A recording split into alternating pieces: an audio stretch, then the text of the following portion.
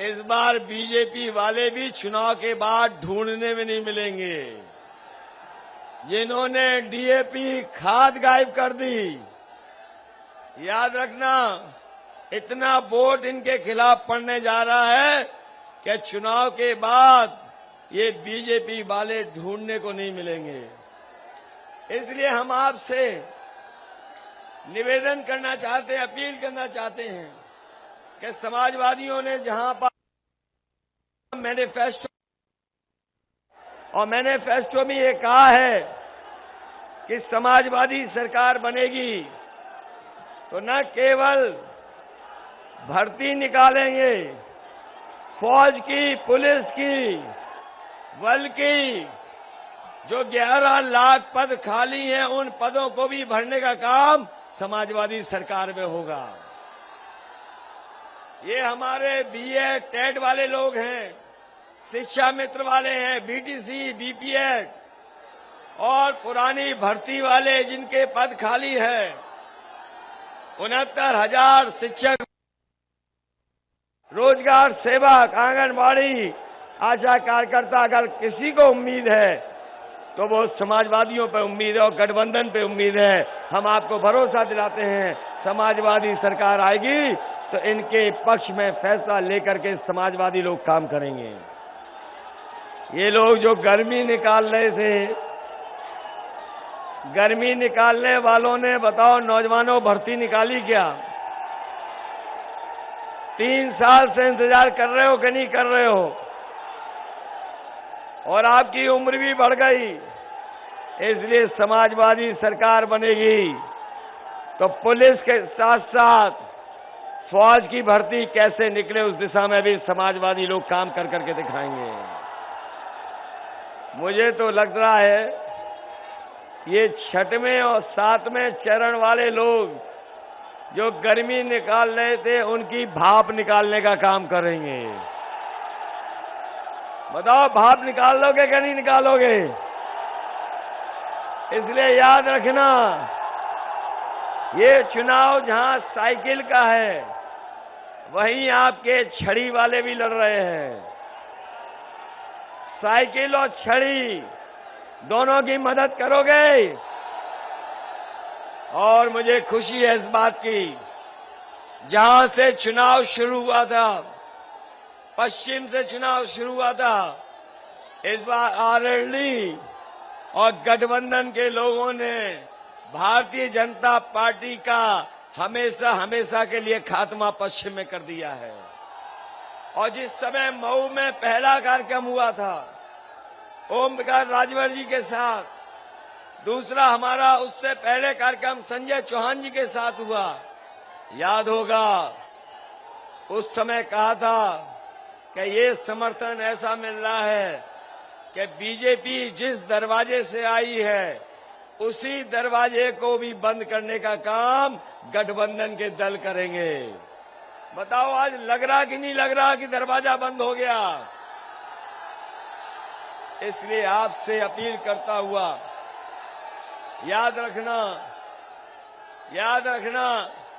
ये बीजेपी के वो लोग हैं जिन्होंने किसानों की हत्या की है, जीप चढ़ा करके हत्या कर दी, हत्या की और आज भी न्याय नहीं मिल रहा है।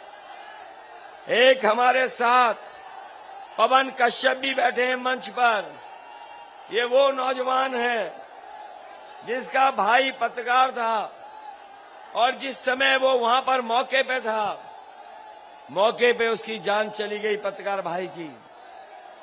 मैं इस मौके पर मैं पवन के साथ साथ ये जो पवन दिखाई दे रहे हैं ये वो हैं जिनके भाई की जान, याद कीजिए, लखीमपुर में गई थी, अभी तक न्याय नहीं मिला है।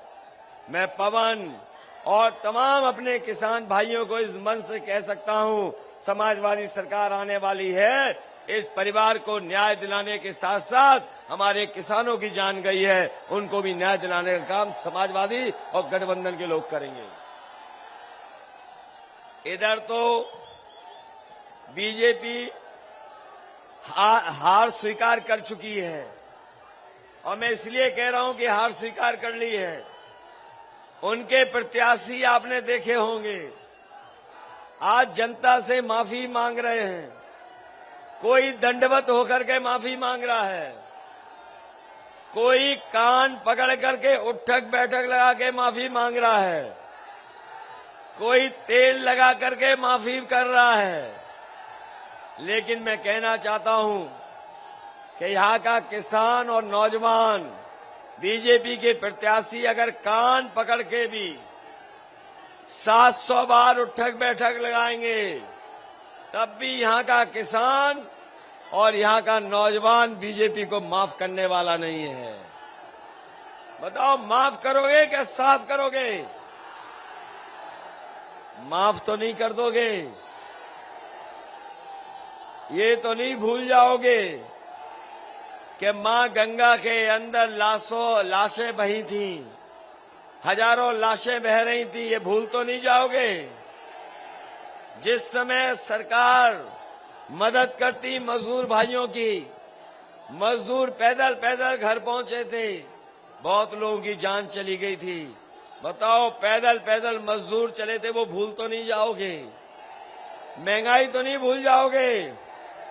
और 5 साल हमारे नौजवान रोजगार और नौकरी के लिए इंतजार करते रहे, ये बीजेपी को तो नहीं भूल जाओगे? इन्हें साफ करोगे? ये डीजल पेट्रोल महंगा कर दिया कि नहीं कर दिया? और ये अगर इस बार आ गए, अभी तो 100 रुपए में बेच रहे हैं पेट्रोल, अगर कहीं दोबारा आ गए तो 200 रुपए में पेट्रोल बेचेंगे। इसलिए सावधान हो कि नहीं सावधान हो? मैं तो बधाई देता हूं कि यहां पर बनारस में जो बीजेपी ने और उनके प्रधानमंत्री जी ने एक गांव में पूरे विकास कार्य कराए थे और उस गांव को गोद ले लिया था। आपको जानकारी मिली होगी, जिस गांव में गोद लिया गया था वो गांव का भी प्रधान बीजेपी हार गई। बताओ, बीजेपी हार गई कि नहीं हार गई? आप लोग नाराज हो बीजेपी से कि नहीं नाराज हो? हटाना चाहते हो कि नहीं हटाना चाहते हो? इन्होंने काशी में तोड़फोड़ की है कि नहीं की है? गंगा की सफाई की कि गंगा गंदी है? इसलिए इस चुनाव में इनके खिलाफ एक एक मतदान कर करके वोट डाल करके गठबंधन के जो साइकिल से लड़ रहे हैं उनकी मदद करना, जो छड़ी से लड़ रहे हैं उनकी मदद करना। मैं बधाई देना चाहता हूं चंदौली के कार्यकर्ताओं को, बधाई देना चाहता हूं भदोही के अपने कार्यकर्ता नेताओं को, बधाई देना चाहता हूं मैं अपने बनारस के सभी नेता कार्यकर्ताओं का। और वही मैं आप सबसे अपील करूंगा कि जो राजेश पटेल चुनाव लड़ रहे पिंडरा से, उनका चुनाव चिन्ह लिफाफा है, लिफाफा मत भूल जाना, लिफाफा याद रखोगे। सुनील सोनकर चुनाव लड़ रहे छड़ी से, छड़ी को याद रखोगे। अरविंद राजभर छड़ी से लड़ रहे हैं। अभय पटेल लिफाफा चुनाव चिन्ह है। अशफाक अहमद साइकिल के चुनाव चिन्ह से लड़ रहे हैं, उनकी मदद करना। किशन दीक्षित साइकिल से चुनाव लड़ रहे, उनकी मदद करना। पूजा यादव साइकिल से चुनाव लड़, इनकी मदद करना। और पूर्व मंत्री सुरेंद्र पटेल जी जो साइकिल से चुनाव लड़ रहे हैं, उनकी मदद करना। मुझे उम्मीद है कि इस बार बनारस और बनारस के आसपास और पूरे पूर्वांचल में भारतीय जनता पार्टी का सफाया होने जा रहा है। मैं पूर्वांचल की जनता को भरोसा दिलाता हूं, जब कभी गठबंधन सरकार बनेगी, भविष्य में आने वाले समय में गठबंधन सरकार बनने जा रही है, पूर्वांचल के किसानों का, पूर्वांचल के नौजवानों का और पूरे क्षेत्र का अभूतपूर्व विकास कराने का काम हम लोग मिलकर के करेंगे। इन्हीं शब्दों के साथ आप सबका स्वागत करता हुआ, आप सबका धन्यवाद देता हुआ, आप सबको बधाई देता हुआ कि आने वाले समय में आप गठबंधन की सरकार बनाएंगे।